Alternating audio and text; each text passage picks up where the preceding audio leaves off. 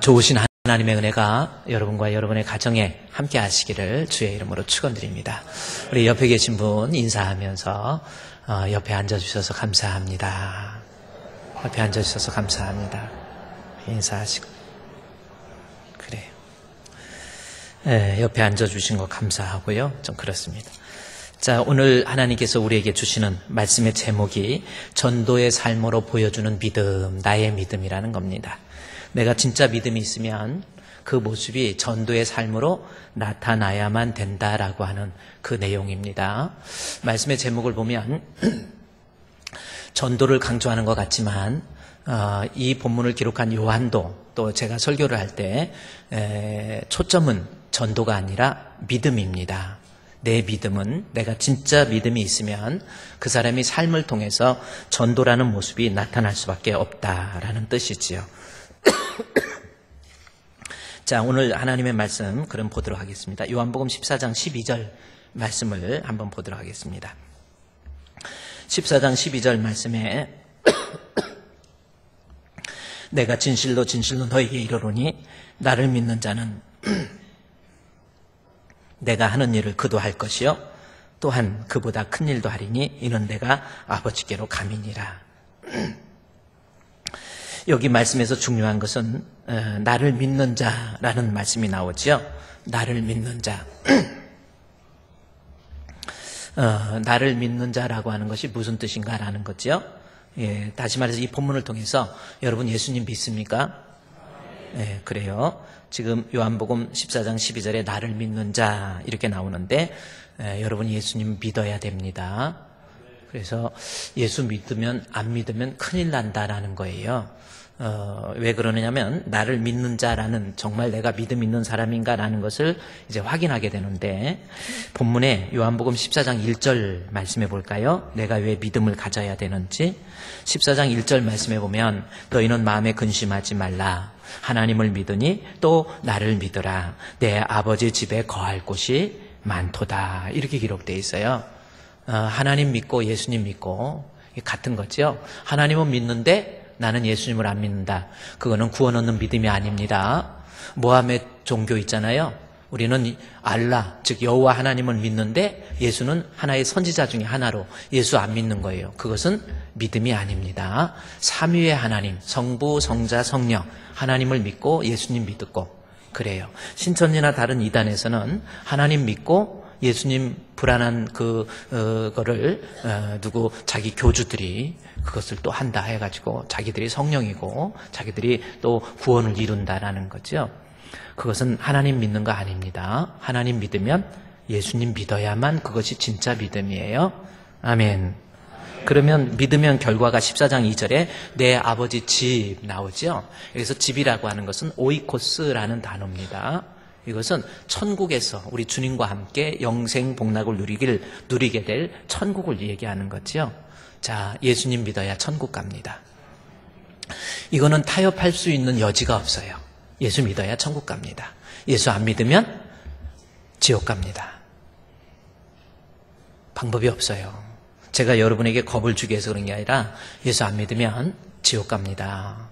그래서 사람으로 태어나서 예수 안 믿을 바야 태어나지 않는 게 좋아요. 그래서 가룟 유다를 향해서 너는 차라리 태어나지 않는 게 좋다 그랬지 죽는 게 좋다 그런 소리 안 합니다. 세상에 태어나서 예수 안 믿고 죽으면 지옥이에요. 그렇기 때문에 사람으로 태어난 이상 반드시 예수 믿어야 돼요. 이거는 죽고 사는 문제입니다. 가진 것 없고 의지할 데 없고 못 배워서 예수 믿는 거 아니라니까요. 영생을 위해서 예수 믿는 거예요. 예수 믿어야 내 아버지 집 천국 간다라는 거지요. 그러면 다시 요한복음 14장 12절 말씀 다시 가봅시다. 요한복음 14장 12절에 내가 진실로 진실로 너에게 이르노니 나를 믿는 자 요 나오죠. 나를 믿는 자 여기 예수 믿어야 결국 천국 간다는 거고요. 그렇다면 진짜 나를 믿는 사람은 어떻게 되는가? 어떤 모습이 나타나야 되는가? 해서 나를 믿는 자는 다음과 같은 모습이 나타나야 그게 예수 믿는 사람이라 그 말씀이 있죠. 여러분 믿음이라는 건 말로만 나 예수 믿어. 뭐 믿음이라는 것이 나 어렸을 때부터 교회 다녔어. 나 모태신앙이야. 아유 나 권사 됐어. 나 장로 됐어. 안수집사 됐어. 목사 됐어. 이랬다고 믿음 있는 거 아닙니다.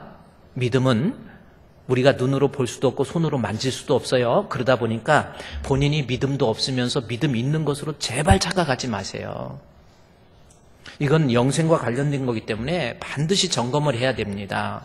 내가 믿음이 있는지 없는지 빨리 점검하세요. 고린도후서 13장 5절에 나온 것처럼 너희는 돌아보아 너희 자신이 믿음이 있는지 시험하고 확증하라 그랬잖아요. 그렇지 않으면 버리운 자라고 그런 거예요.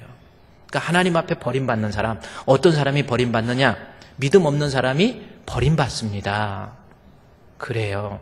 그래서 우리는 이 땅에 살면서 반드시, 고린도 교회는 성도들이 보통 성도가 아니에요. 갱그리아라고 하는 그 지역의 항구에 인접해 있는 고린도 교회입니다. 그러다 보니까요, 문화적으로 선진화되어 있지요. 물질적으로도 부유한 곳입니다. 교회 안에서요, 어떤 사상적 흐름에 의해서 어떤 영성도 방언도 하고 예언도 하고 능력도 있었어요. 다 믿음 좋은 줄 알았잖아요. 그러나 고린도 후서 결론에서 너희는 돌아보아 너희 자신이 믿음이 있는지 시험하라고 그러잖아요. 가짜 믿음. 여러분, 이 땅에 살면서 내가 하나님 앞에 진짜 믿음인지 가짜 믿음인지 빨리 밝혀져야 돼요. 그렇게 살다가 여러분도 금방이잖아요, 우리도. 그러다가 지옥 가면 큰일 난다라는 겁니다. 예수 믿는 저와 여러분이 됩시다. 그러면 진짜 예수 믿으면 본문의 말씀에 12절에 나를 믿는 자는 내가 하는 일을 하게 된다라는 겁니다. 내가 하는 일을 하게 될 것이요, 할 것이요 그랬잖아요. 그러니까 믿음이 말로만 믿음이 아니라 예수님이 하신 일을 내가 구현해내고 그 삶의 모습을 살아갈 때 이 사람이 예수 믿는 사람의 모습이고 그 사람이 진짜 예수 믿는 사람이라는 거죠. 믿음을 좀 보여주라는 겁니다. 안 보이는 믿음, 손으로 만질 수 없고 눈으로 볼 수 없는 이 믿음을 내가 보여주는 방법. 그래서 본문에 12절에 보여달라는 거였거든요. 요한복음 14장 8절 말씀해 보십시오. 빌립이 이르되 주여 아버지를 우리에게 보여주옵소서. 그러면 족하겠나이다. 하나님 보여달라는 거거든요. 그랬더니 예수님께서 11절 말씀에 내 안에 계심을 믿으라. 그렇지 못하겠거든 내가 행하는 그 일로 말미암아 나를 믿으라 그랬죠. 그러니까 하나님 보여달라니까 예수님께서 나를 통해서 하나님의 일이 진행되고 있는 나의 모습을 통해서 하나님 믿으라 그 뜻입니다. 그래서 믿음은 말로만의 믿음이 아니라 내 삶을 통해서 보여져야 된다라는 거예요. 그것이 12절입니다. 따라서 나를 믿는다면, 구원받는 믿음을 가진 사람이라고 한다면 예수님의 하신 일, 그것이 내 삶을 통해서 나타나야, 그게 믿음 있는 사람, 눈으로 보여야, 예수님이 하신 일이 눈으로 보여야 그게 믿음 있는 사람의 모습이다라는 거죠. 그러면 우리 예수님이 하신 일, 지금 우리가 공부하고 있는 이 내용에서 우리가 예수님이 하신 일이 과연 무엇인가에 대해서 마태복음 4장 23절에 보면 제가 여러분께 말씀드렸죠. 우리 예수님이 하신 일 3가지, 그 중에서 우리 예수님이 마태복음 4장 23절에 우리 예수님께서 하신 일 3가지를 여러분께 제가 말씀을 드렸어요. 거기에 보면 두루 다니사 가르치시고 천국 복음을 전파하시고 또 백성들의 병을 고치시고 이렇게 나옵니다. 그 중에서 지금 배우는 것이 예수님의 전파, 두루 다니면서 복음을 전도하셨다라는 거죠. 그래서 요한복음 14장 12절에 내가 예수를 믿으면 우리 예수님이 하신 일, 두루 다니면서 복음 전도하는 일, 그것이 보여지게 된다라는 거죠. 진짜 믿음이 있으면, 내 마음의 심령에 정말 구원 얻는 예수를 믿는 믿음이 있으면 세상을 보는 눈이 달라집니다. 우리 예수님처럼 영혼 없이 예수 믿지 않고 지옥 가는 영혼을 향한 불쌍한 마음, 긍휼의 마음, 이런 모습이 내 마음에 막 차고 넘쳐서 내가 진짜 예수 믿으면 복음 전도하고 싶어서 견디지 못할 만큼, 그래서 예수 믿으면 그 모습이 만나는 사람마다 전도하고 싶은 거예요. 제가 지난주에 여러분께 찬송가 불러드렸잖아요. 주의 말씀 받은 그날, 그렇죠? 하나님 말씀을 받아서 내 마음에 믿음이 들어가니까 주의 말씀 받은 그날 참 기쁘고 즐겁도다. 그 다음에 나 혼자 예수 믿고 즐거워하고 뭐 그런 게 아닙니다. 진짜 믿으면 이 기쁜 마음 못 이겨서 온 세상에 늘 전하세. 여러분, 믿음이라는 특징이 그런 데니까요. 믿음은 결국 예수 그리스도를 믿음으로 말미암아 내주하시는 성령에 의해서 세상에서 보는 눈이 달라지고, 그 믿음 있는 사람은 반드시 만나는 사람마다 그것이 어려움이 있어도 힘든 것이 있어도 전도하고 싶은 마음, 그래서 전도하는 그러한 모습으로 내 믿음이 나타나게 돼 있다라는 거죠. 어려워도 힘들어도. 제가 여러분에게 좀 이 한국 개신교 초기에 인물열전이라는 책이 있습니다. 한국 개신교 초기 인물열전. 거기에 보면 우리 초대교회, 우리 한국의 초대교회가 한국의 조선에 들어와서 우리 대한제국에 들어와서 그때 있었던 여러 가지 일화들이 재밌게 소개되어 있어요.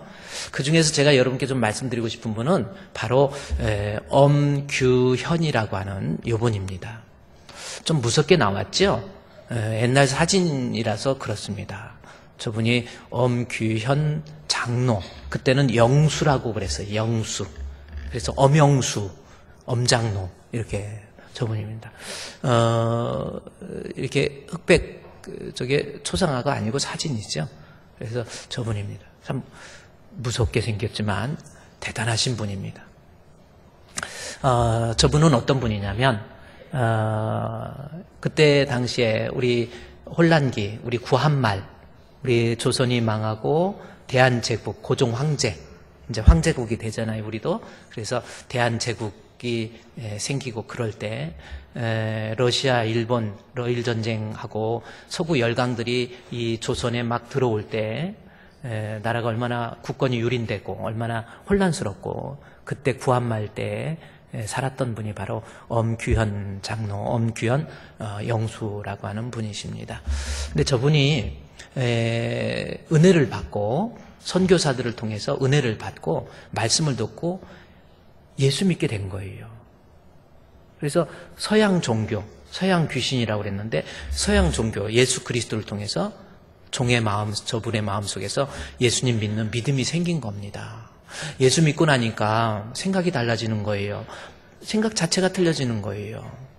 의식이 선진화되잖아요. 예수 믿으면 아무래도 달라지거든요. 그래서 예수 믿고 보니까 인생이 뭔가, 인간이 뭔가, 종의 신분으로, 천민의 신분으로서 예수를 믿게 되면서, 그 다음에 그때 사회의 격동기 속에서 살아가면서 다들 힘들어하는데 예수님이 그 안에 들어오니까 그 마음에 기쁨이 넘치는 거예요. 마부, 양반의 말을 끌고 다니는, 고위층에 있는 양반의 말을 끌고 다니는 마부가 됐어요. 마부가 되면서도 그 사람의 마음속에 늘 기쁨이 넘치는 거예요. 마음이 행복하고 기쁘고. 근데 하루는 대감 마님의 아주 대감 마님의 말을 끌고 가는 마부가 됐습니다. 근데 어떤 대감이냐면 이재영 대감이라고 있습니다. 자, 이재영 대감. 저분이 이재영 대감입니다. 이재영은 저 이재영 대감은 어떤 분이냐면요. 원래는 우리 대한제국의 고종이 황제가 되잖아요. 조선이 없어지고 대한제국으로 해서 우리도 명나라처럼 황제국이다. 이렇게 해가지고 대한제국 황제가 되는데, 원래는 고종이 황제가 되지 않고 저분이 황제가 돼야 돼요.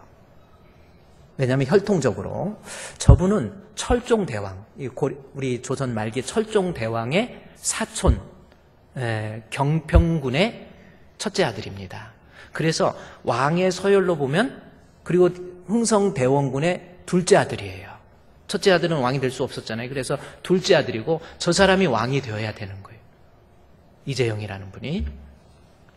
근데 여러 가지 이유 때문에 결국 황제는 고종이 황제가 됩니다. 근데 저분이 황제가 되지 못하고. 근데 그때 당시 서구 열강에 의해서 국권이 막 짓밟히고 막 민심이 혼란하고 또 러일 전쟁이 일어나고 그 다음에 일본이 1905년 참 일본 사람들이 한국을 너무 괴롭혔잖아요.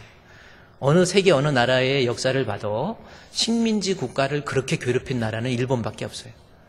그냥 막 사람이 정말 역사를 읽어보면 뭐 다 미워하면 안 되지만 일본 사람들이 너무 조선 사람들을 괴롭혔던 것 같아요. 괴롭힌 정도가 아니라 막 잔인하게 죽이고 막 말 자체가 거의 뭐 이빠이까 다마내기까 뭐 이렇게 다나까 뭐 이래 가지고 뭐 이런 식에서 그런지 막 사람들이 참 그랬어요.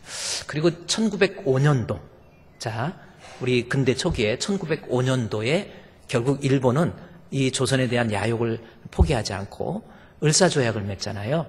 결국 을사조약, 을사오적에 의해서 불평등하게 조약을 맺어요. 강제로. 이완용을 중심으로 하는 이 조약을 맺게 되고 그래서 사실상 1905년도에 우리나라를 조선을 보호한다. 그리고 우리는 신경 안 쓴다. 길만 터줘라. 해서 1905년도에 을사조약, 을사늑약이라고 그랬죠. 늑약을 맺게 되고 5년 후에 1910년도에 아주 자기들의 본격적인 야심이 드러나죠. 경술국치, 한일합방입니다. 그래서 언어도 빼앗고 뭐 다 해서 정말 비참하게 수탈을 해서 그냥 쌀이고 뭐건 다 빼앗아갖고 잔인하게 사람도 죽이고 전쟁에 동원시키고 위안부하고 참 일본이 그랬어요. 우리는 이 과거를 잊어서는 안 됩니다. 지금 경제적인 전쟁에서 부품 소재 니네 안 주겠다 해가지고 지금 경제적으로 그러죠. 조금 있으면 나중에 금융적으로도 공격할 수도 있고요. 조금 있으면 니네 살을 나면 독도 내놔 이럴 수도 있어요. 그러니 일본의 군사력이 우리하고 비교가 안 될 만큼 우리보다 셉니다. 일본은 그냥 가만히 있는 게 아니에요. 우리가 일본하고 전쟁하면 100% 집니다. 독도 일본이 빼앗잖아요. 우리나라는 전투기 F-16, F-15 이제 가요. 가지고 가서 빨리 와야 돼. 총도 못 쏘고 빨리 와야 돼. 왜? 기름 떨어져요. 중간에 동해안에 떨어지게 돼 있으니까 빨리 와야 돼. 가서 보고만 와야 돼. 가서 전쟁을 수행할 수가 없어요. 공중급유기가 겨우 이제 하나 들어왔습니다. 근데 일본은 공중급유기 필요 없어요. 항공모함이 있습니다. 그냥 배에서 그냥 바로 뜨는 거예요. 가서 싸우고 또 왔다 갔다. 전쟁으로 해도 힘이 안 돼요.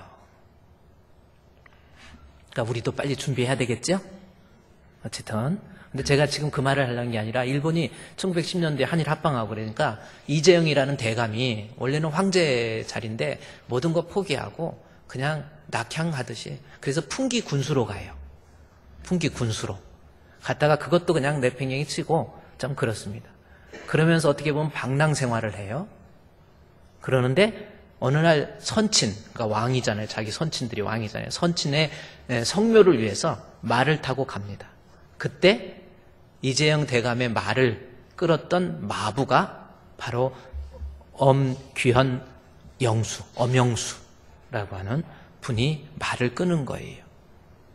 자, 이재영 대감의 말을 이제 끌고 마차를 끌고 가고 이 마부로서 말을 끌고 가면서 따닥따닥따닥 걸어가면서 이야기를 하는 거예요.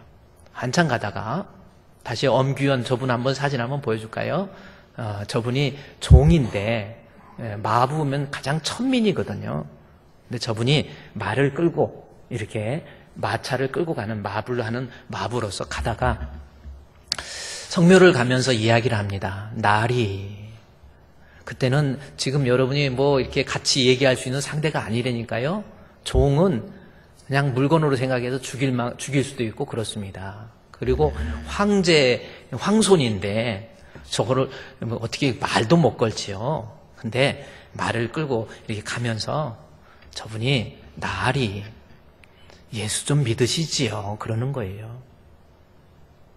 그러면서 이재영 이분이 깜짝 놀라는 거예요. 예수 믿으시죠? 괘씸하기도 하고 이것이 감히 어디다 예수 믿으시죠? 그러니까 깜짝 놀래다가 해가지고 있었더니 또 이야기를 하는 거예요. 날이 예수 믿으시죠? 예수 믿으면 죄사함 받고 예수 믿으면 영생을 얻습니다. 이 황손 이재영 대감이 화가 좀 나고 괘씸하게 돼가지고 그래 너는 예수 믿냐? 네 나리 저는 예수 믿고 나니까 이렇게 행복할 수가 없습니다. 그러면서 그러면 예수 믿으면 뭐 마부가 뭐 양반이라도 된다더냐? 쌍놈이 양반이라도 된다더냐? 그러는 거예요. 그때 이 엄영수 이분이 그때는 장로가 아니었죠. 엄영수 이분이 나리 제가 예수 믿는 것은 예수 믿는 도리는 그것이 아닙니다. 제가 예수를 믿는 것은 양반이 쌍민이 양반 되기 위해서 마부가 양반 되기 위해서 예수 믿는 것이 아닙니다. 제가 예수 믿는 것은 마부 노릇 잘하기 위해서 예수 믿는 겁니다. 날이 황송하오나 예수 믿으세요 그러는 거예요. 그래서 이 이재영 이분이 화도 나고 뭐 좀 무례하기도 하고 그래서 말이나 잘 열심히 끌어라 그리고 가는 거예요. 가면서 가만히 생각해 보니까 아니 천민 입장에서 종이 예수 믿는 도리가 내가 쌍민이 양반 되기 위해서 믿는 것이 아니라 좋은 마부 되기 위해서 마부 노릇 잘하기 위해서 예수 믿는다. 그 말에 감동을 받은 거예요. 도대체 예수가 뭔가 그때 당시에 서양 종교들이 막 들어오고 있을 때 도대체 예수가 뭔가 그리고 늘 마음속에 그것이 어떤 갈등으로 어떤 번민으로 나타나 있었는데 한양에 다시 돌아오니까 그의 아내 정씨가 있었는데 그 이재영 대감의 정씨가 승동교회를 다니는 거예요. 그러면서 남편 되시는 대감한테 이 대감이라고 그래야 되나요? 여보 우리 교회 다닙시다 해가지고 했는데 그때 엄영수 그분이 한 말이 생각이 나서 교회를 쫓아간 거예요. 승동교회 간 겁니다. 가서 한 번 듣고 두 번 듣고 하는데 1907년도에 이제 평양에서 대각성운동 부흥회를 시작하고 그 뜨거움이 열기가 평양에서 밑으로 내려가지고 서울에 승동교회에서도 부흥회를 했어요. 부흥회를 하는 동안에 이 이재영 대감이 하나님 말씀을 듣고 갑자기 눈물이 펑펑 나는 거예요. 인생이 뭔가 정말 예수 믿으면 죄사함 받는 거구나. 죄라고 하는 것도 깨닫게 되고 그리고 예수 믿어야 영생을 얻는구나. 천국을 가는구나. 그 자리에서 깨닫고 이 사람이 변화를 받습니다. 은혜를 받아요. 그리고 은혜를 받고 난 다음에 한참 부흥회 하다가 보니까 옛날에 자기 말을 끌던 그 엄귀현이라고 하는 분이 나타난 거예요. 그때 이 이재영 대감이 그 사람을 꽉 안고 마님 하고 달려오는 그분을 꽉 안고 형님이라고 그래요. 그러면서 예수 믿으면 주 안에서 한 형제이지 양반 상민이 뭐가 있냐. 나보다 나이가 많으니까 제가 이제 형님으로 부르겠습니다. 사실 예수 믿으면 정말 그렇게 가치관 자체가 변해야 되는 거죠. 예수 믿는다 그러면서 하나도 안 변하는 사람 있잖아요. 똑같은 사람, 인상도. 예수 믿으면 벌써 얼굴 탁 보면 인상 안 변해요. 벌써 인상 칵 굳어가지고 남들 다 찬송하는데 찬송도 안 해요. 기도할 때도요, 별로 기도도 안 해요. 그러다 지옥 가면 어떡하려고 그러는지 겁도 없어요. 설교 시간에 설교 듣도 가만히 보면요, 설교도 안 들어. 그냥 졸아요. 그냥 아멘도 아니야. 웃기네. 웃겨. 막 졸아. 그런데 그 사람이 은혜 받고 완전히 형님 그렇게 얘기합니다. 그리고 그 사람이 나중에 승동교회 장로가 돼요. 그리고 1914년에 장로가 되고 1918년도에 평양신학교를 졸업해서 나중에는 승동교회 제2대 담임 목사가 돼요. 그리고 나중에는 이 남대문교회 담임 목사가 돼서 승동교회 담임 목사가 됩니다. 참 대단한, 제가 이 이야기를 왜 하느냐면 중요한 거, 제가 이 북에서 좀 내용을 좀 캡처해 갖고 왔는데 그 내용을 제가 여러분께 보여드리면요. 한번 읽어보시면 저기 내용을 부인 정시 따라서 부흥회 참석해서 엄규현을 만났죠. 그는 교회 영수였습니다. 영수는 장로입니다. 영수는 요즘 말하면 장로에 해당하는데 손수 교회를 지키도 하고 교회를 내 집처럼 돌보며 교회를 위해서 일생 수고하는 사람입니다. 이재영은 이제 승동교회에서 은혜 받고 내가 교회 밖에서는 왕손이지만 교회 안에서는 그리스도 안에서 한 형제일 뿐이다 하면서 엄영수를 형님이라고 불러요. 그럼 여러분 간단한 게 아니에요. 완전히 생각 자체가 형님 하고 생각 자체가 완전히 달라지는 그리스도 안에서 한 형제 자매라는 그렇게 불러요. 그러면서 이렇게 이재영은 왕손으로서 예수를 믿는 최초의 인물이 되었는데 1914년도에 장로가 되고 승동교회 장로가 되었고 1918년도에 평양신학교를 졸업해서 목사 안수를 받고 현재 남대문교회 2대 담임 목사, 나중에는 승동교회 담임 목사가 되잖아요. 근데 여기까지는 그런가 보다 그럴 수 있어요. 근데 제가 여러분께 말씀드리는 것은 엄규현이라고 하는 이분이 진짜 마음에 믿음이 들어가니까 감히 황손한테, 감히 양반한테 예수 믿으세요. 이것을 못 이기고 하는 거예요. 그래서 그 내용을 보세요. 문자 다시 보면 마지막 줄에 이유가 그겁니다. 제가 보여준 이유는 왕손 이재영이 이렇게 된 것은 마부였던 엄영수가 뭐예요? 진짜 예수쟁이. 진짜 예수 믿는 사람. 가짜 말고 진짜 예수 믿으면, 다시 말해서 구원 얻는 진짜 예수 믿음이 있으면 우리 예수님이 하신 일, 전도, 이것이 나타나는 거예요. 내 자리가 어떻게 될지도 모르고 양반한테 어떻게 될지도 모르는 그 위기 속에서도 이분 하는 거 보세요. 나으리 예수 믿으세요. 예수 믿으면 죄사함 받고 예수 믿으면 천국 갑니다. 대단하잖아요. 전도할 수 있는 힘, 바로 내 안에 믿음이 있으면 세상을 보는 눈이 달라진다니까요. 어떻게든지 전도하고 싶은 거예요. 죽어가는 영혼에 대한 불쌍한 마음, 긍휼의 마음, 그래 나도 전도하고 나도 선교해야지, 이런 마음이 진짜 믿음 있는 사람은 자연스럽게 나타나게 돼 있어요. 그래서 제가 여러분에게 지금 믿음이 있느냐 없느냐 이거를 지금 테스트하는 게 뭐냐면, 내가 눈만 떠도 내가 누구를 전도할까?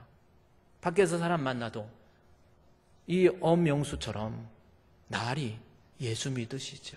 지나가는 사람 누구도 전도, 자기 믿음 관리하기도 급급하고 교회에 있는 사람들 실족시켜갖고 교회나 떠나게 만들고 그런 거 말고, 진짜 믿음이 있으면 그 기쁨만 못 이겨서 만나는 사람마다 전도하고 싶어가지고 어떻게든지 전도하는 거예요.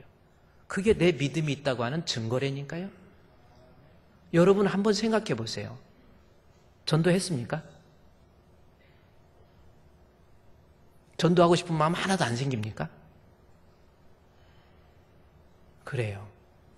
진짜 믿음이 있으면 이것이 반드시 내가 하신, 우리 예수님이 하신 일을 전하고 싶어서, 전도하고 싶어서. 그래서 여러분, 우리가 신앙이라고 하는 거 여러분 한 번씩 점검해 보세요. 죽어가는 영혼에 대한 불쌍한 마음. 우리도 선교하잖아요. 선교 왜 합니까? 알고 보면 선교 왜 해요? 1년에 하나씩 우리 어려운 형편 속에서도 복음에 소외된 곳에 선교하고 교회 짓고 또 이렇게 만나는 사람마다 전도하고, 이유가 뭡니까? 믿음은요, 불쌍한 영혼이 내 눈에 보여야 돼. 영안이 트여서 복음을 듣지 못한 자들에 대한 구원의 열정, 이 땅의 황무함, 우리 찬송가에도 나와요. 이 땅의 황무함을 보소서 하늘의 하나님. 정말 죽어가는 영혼에 대한 불쌍한 마음. 그래, 내 안에 믿음이 있으면 그 믿음을 전하고 싶고 예수 믿게 하고 싶고, 이런 것이 나타나요. 말로 하는 거 말고, 말로는 목사님 저 이제는요 이제 뭐 다 할 것도 다 했고 애들 키울 것도 다 키우고 이제 전도하긴 뭘 해요. 자기 믿음도 관리 못하고 맡겨진 직분도 제대로 못하고 겨우 주일날 한두 번 교회 나와가지고 그게 무슨 신앙입니까? 한번 생각해 보세요. 진짜 믿음은 그냥 전도하고 싶은 그 마음으로, 지금 예수님이 제자들에게 마지막 죽으시면서 제자들에게 너희들이 나를 믿는 자는 내가 하는 일 갈릴리 두루 다니면서 그 어려운 위기 속에서 전도하잖아요. 실제로 성경을 한번 볼까요? 우리 사도행전에 보면요. 우리 사도행전에, 여기 사도행전 7장에 우리 한번 가봅시다. 사도행전 7장. 우리 7장 펴놓고 제가 말하는 내용들을 여러분 한번, 진짜 예수 믿음이 있으면 전도하게 되는지 사도행전 7장에 한번 보십시오. 사도행전 7장에 있는 말씀에 보면 스데반이요 설교하는 내용이 나옵니다. 스데반이 복음을 전도하니까 너희들이 십자가에 못 박은 예수, 너희들은 예수님을 십자가에 못 박은 자다. 그래가지고 스데반이 설교하는데 54절에 7장 54절에 그들이 이 말을 듣고 마음에 찔려요. 스데반의 설교를 들으니까 마음이 찔려가지고 그랬는데 55절에 스데반이 성령이 충만해서 하늘을 우러러 하나님의 영광을 보게 됩니다. 그랬더니 57절에 스데반의 설교를 듣고 그들이 큰 소리를 지르고 귀를 막고 듣기 싫다 이거죠. 일제히 달려들어서 성 밖으로 내치고 그리고 돌로 칠세 증인들이 옷을 벗어 사울이라고 하는 청년의 발 앞에 두니라. 그들이 돌로 스데반을 치니 스데반이 부르짖어 이르되 주 예수여 내 영혼을 받으시옵소서. 무릎을 꿇고 크게 불러 이르되 주여 이 죄를 그들에게 돌리지 마옵소서. 이 말을 하고 자게 됩니다. 스데반을 돌로 쳐 죽였어요. 얼마나 잔인합니까? 정말 무섭지요? 돌로 쳐 죽여버려요. 예수 믿는다는 것 때문에, 예수님 복음 전한다는 것 때문에. 그랬는데 8장 1절에 사울이 그가 죽임당함을 마땅히 여겼습니다. 그리고 8장 1절에서 그날에 예루살렘에 있는 교회에 큰 박해가 있어요. 예수 믿으면 가만 안 놔둔다는 거죠. 박해가 그냥 박해가 아니에요. 이 눌립세스 눌러버리는 거예요. 완전히 예수 믿으면 사람을 짐승의 밥으로도 만들고 예수를 믿으면 다 빼앗기는 거예요. 모든 것. 그냥 먹지 못하고 자지 못하고 가족들과 떠나야 되고 비참하게 되는 이 박해가 예루살렘 교회에 시작되는 거예요. 그랬더니 사도 이후에 다른 유대와 사마리아 모든 땅으로 흩어지니라. 그 다음에 경건한 사람들이 스데반을 장사하고 위하여 크게 울더라. 사울이 교회를 예수 믿는 사람을 잔멸해버린다는, 싹 쓸어버린다는 거죠. 각 집에 들어가 남녀를 끌다가 옥에 넘기니라. 중요한 것은 4절입니다. 이 사람들이 흩어졌어요. 핍박이 너무 심해서 흩어졌죠. 흩어져서 절망하고 낙심했습니까? 믿음이 있으니까 흩어졌는데도 불구하고 4절에 그 흩어진 사람들이 두루 다니면서 복음 전도하잖아요. 믿음이 있으니까 이들은 두려움이 없겠습니까? 복음 전도하다가 지금 불과 얼마 전에 스데반이 돌에 맞아 죽었는데요. 예수님이 십자가에 못 박혀 죽었는데요. 그런데 예수 못 박히신 예수가 우리의 생명의 주라고 전도하면 이 사람 살아날 것 같습니까? 그럼에도 불구하고 흩어진 자들이 두루 다니면서, 두루가 뭔지 아세요?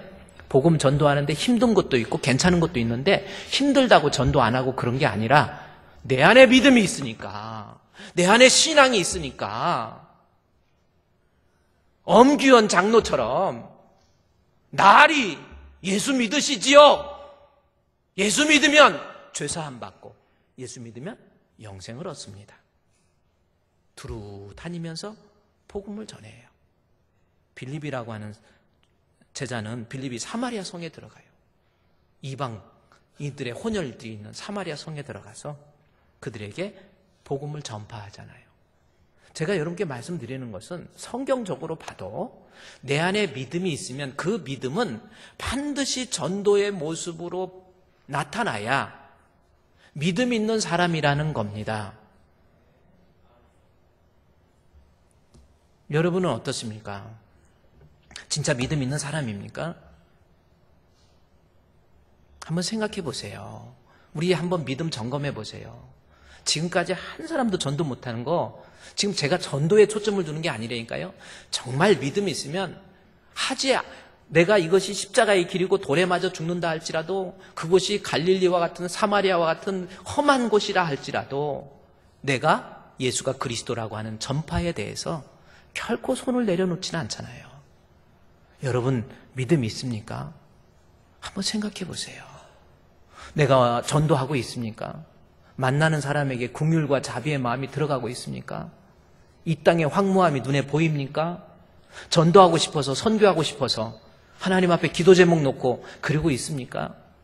여러분의 믿음 점검해 보세요. 우리 천국 가야 되잖아요.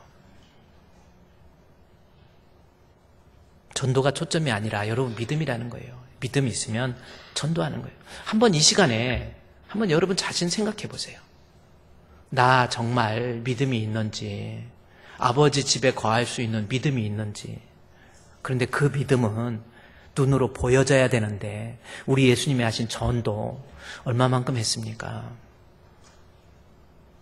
아니, 그렇다면 지금부터라도요, 여러분, 전도에 대한 도전, 선교에 대한 도전, 이것이 반드시 있어야 우리가 건강한 성도이고 구원 얻는 믿음을 가진 사람입니다. 이제 다시 본문에 가볼까요? 본문 요한복음 14장에서 보면, 요한복음 14장 12절에 이것은 변함없는 진리라고 그래서 진실로 진실로 그러죠. 내가 진실로 진실로 너에게 이르노니 나를 믿는 자. 자, 믿음이 있다고 한다면 내가 하는 일, 전도 하게 된다라는 거예요. 그것이 나타나야 믿음이라는 겁니다. 그런데 목사님 알겠습니다. 내가 예수 믿으면 전도하는데 전도를 하긴 해야 되는데 왜 안 되지요? 근데 그 방법이 나와 있죠. 내가 하는 일을 그도 할 거죠. 또한 그보다 더한 일도 하니 이는 내가 아버지께로 가미니라. 아버지께로 갔다라는 것은 예수님께서 그 다음에 나와 있는 보혜사 성령. 그래서 16절에 내가 아버지께 구하겠으니 그가 다른 보혜사. 그래서 너희와 영원토록 함께 있는다 그랬죠. 그래서 예수 믿으면 전도의 모습이 나타나야 되는데 그것이 내 힘으로는 안 된다라는 거예요. 그게 뭐예요? 성령의 힘으로. 그러니까 내가 믿음이 있긴 있는데 전도하고 싶은 마음도 전혀 안 들고 이런 이유는 뭡니까? 성령 충만하지 않아서 그래요. 전도는 성령의 힘으로 하는 거라는 겁니다. 내가 비록 가진 것 없고 배운 것 없고 신앙적으로 아는 것 별로 없는 것 같아도 내가 성령 받으면 나 같은 사람도 전도할 수 있는 힘이 생겨요. 그러나 내가 많이 배우고 실력 있고 능력 있다고 전도하는 거 아니라니까요. 우리 예수님께서 내가 떠나가서 성령을 너에게 주시면 그 성령을 통해서 나도 전도할 수 있는 사람이 된다. 지금 본문에서 그걸 얘기하고 있거든요. 실제로 우리가 성경을 한번 찾아볼까요? 사도행전 9장에 한번 사도행전 9장에 한번 가봅시다. 정말 성령 받으면 우리가 잘 아는 내용이지만 사도행전 9장 1절에 보면요. 사도행전 9장 1절을 한번 보십시오. 사도행전 9장 1절에 사울이 주의 제자들에 대해서 여전히 유혹과 살기가 등등해서 해서 사울이 예수 믿는 사람을 죽이기 위해서 다메섹 여러 회당에 가게 됩니다. 정말 잔인한 사람이 사울이에요. 그런데 예수 믿는 사람 핍박하고 그래놓은 사람이 갑자기 다메섹 도상에서 빛 가운데 현현된 예수님을 만나고 난 다음에 9장 20절 말씀에 보면 갑자기 즉시로 각 회당에서 예수가 하나님의 아들이심을 전파했다. 자, 핍박자가 전도하는 사람이 됐지요. 근데 거기에 보면 즉시로라고 하는 겁니다. 그래서 즉시는 독일 말로 보면 에트바스 그렇게 기록되어 있어요. 독일어 성경에 보면. 그것은 이 시제가 이것 때문에 이렇게 됐다. 바울이 그 핍박자가 예수가 하나님의 아들이라고 전도할 수 있는 힘이 바로 이것 때문이라는 겁니다. 그것이 즉시라는 에트바스라는 건데 그 즉시가 뭔가라고 봤더니 바로 이 19장 17절 말씀에 바로 이겁니다. 어느 때냐면요. 어느 때 핍박자 바울이 복음을 능력 있게 전도하는 전도자가 될 수 있을까? 그것은 17절에 아나니아가 떠나 그 집에 들어가서 그에게 안수하여 이르되 형제 사울아 주 곧 내가 오는 길에서 나타나신 예수께서 나를 보내어 너로 다시 보게 하시고 그 다음에 뭐예요? 성령으로 뭐하게 해요? 충만하게 하시잖아요. 그 즉시 바로 그래서 20절에 즉시라고 하는 것은 내가 핍박자였지만 예수님을 방해하는 핍박자였지만 예수 믿는 사람을 잡아 죽이는 그러한 사람이었지만 하나님에 대해서 무지하고 예수에 대해서 무지한 사람이었지만 그러나 성령 받고 성령의 능력이 들어가니까 그 사람의 믿음을 통해서 즉시 예수님 전도하는 사람이 된다라는 겁니다.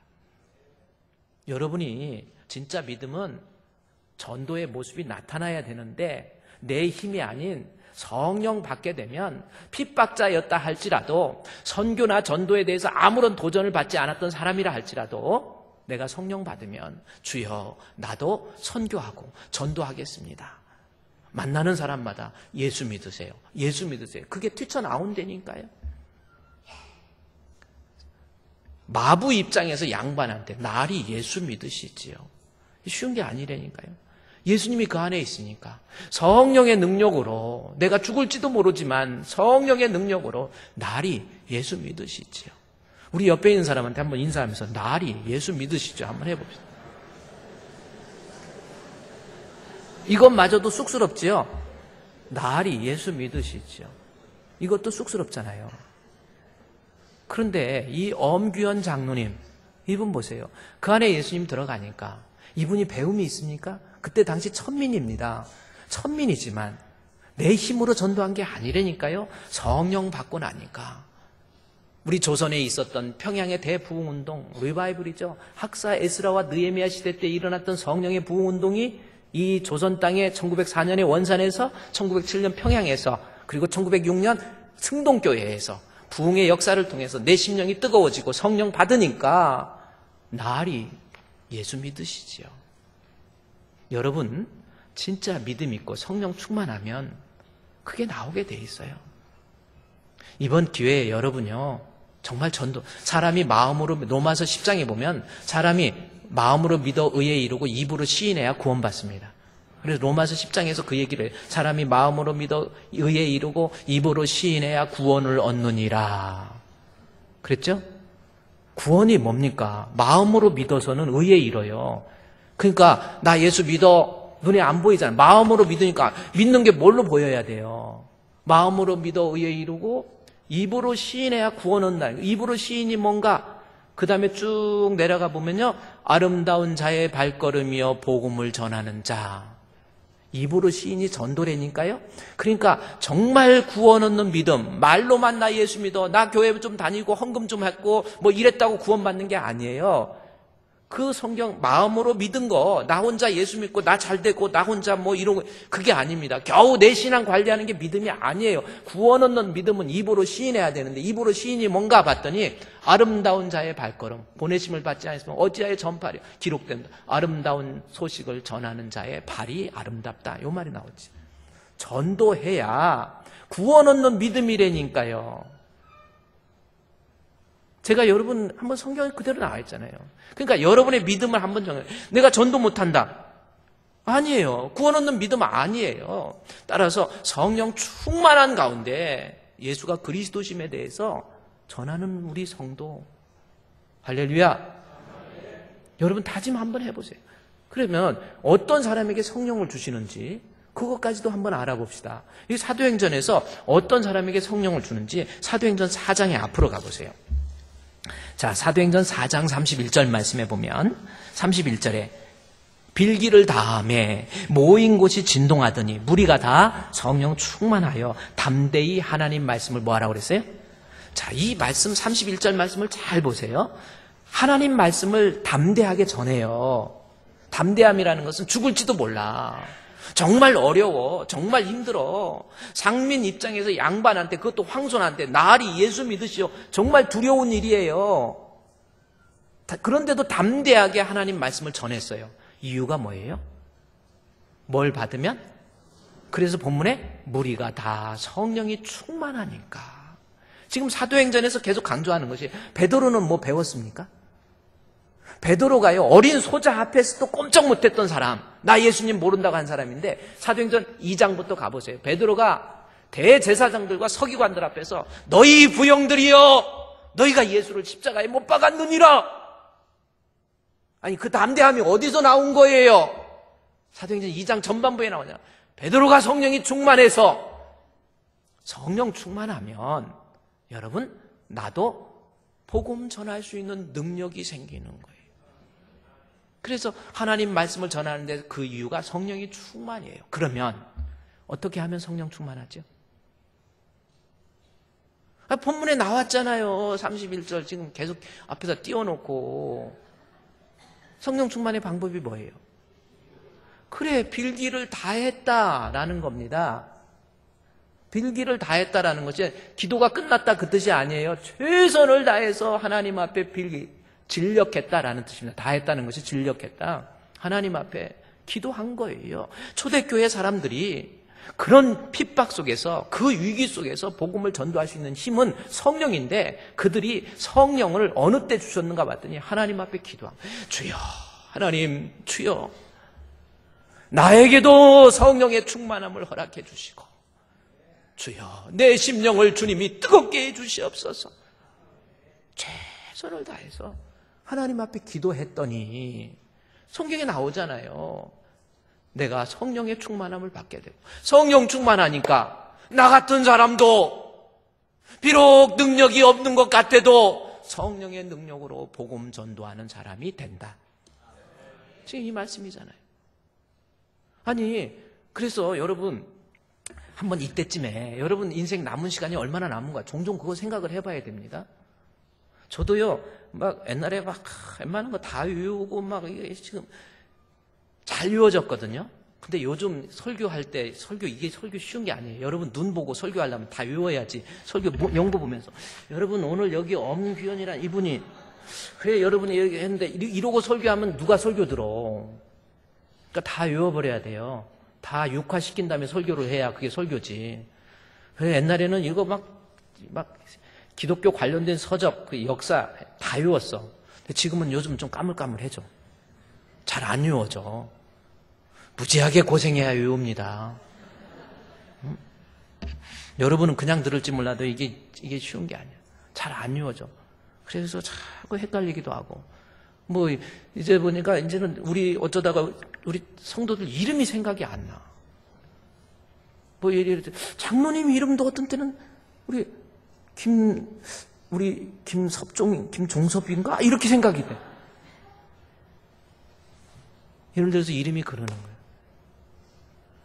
여러분도 인생 금방이라니까요. 제발 하나님 앞에 정직한 믿음 회복하세요.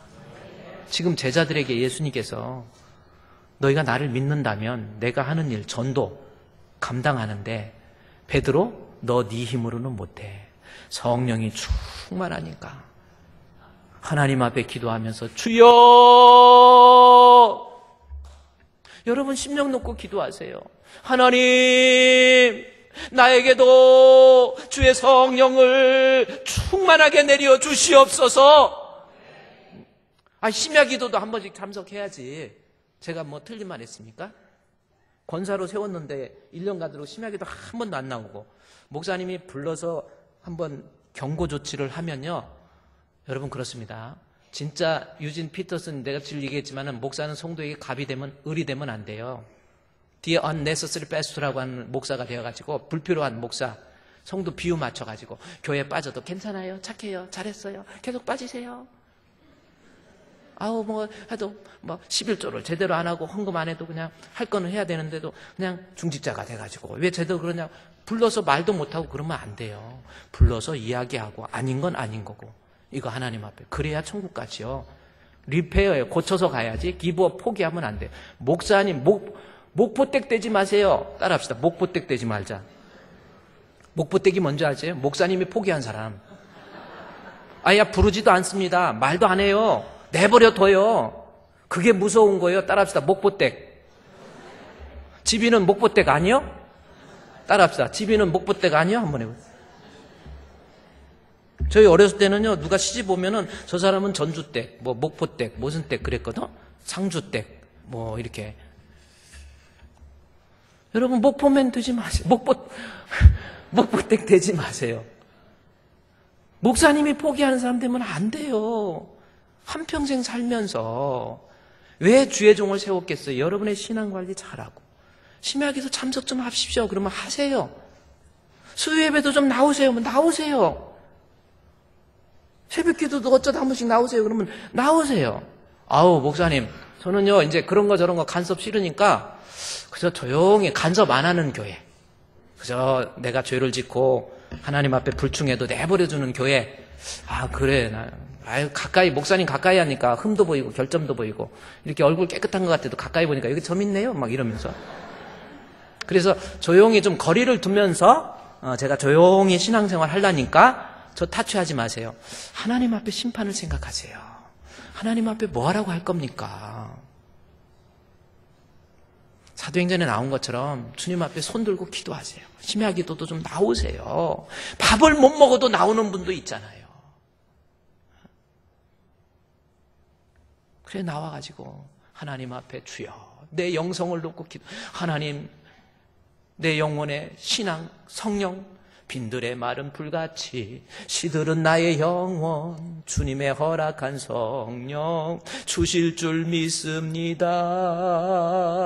가물음의 마른 땅에 단비를 내리시듯 성령의 단비를 부어 새 생명 주옵소서.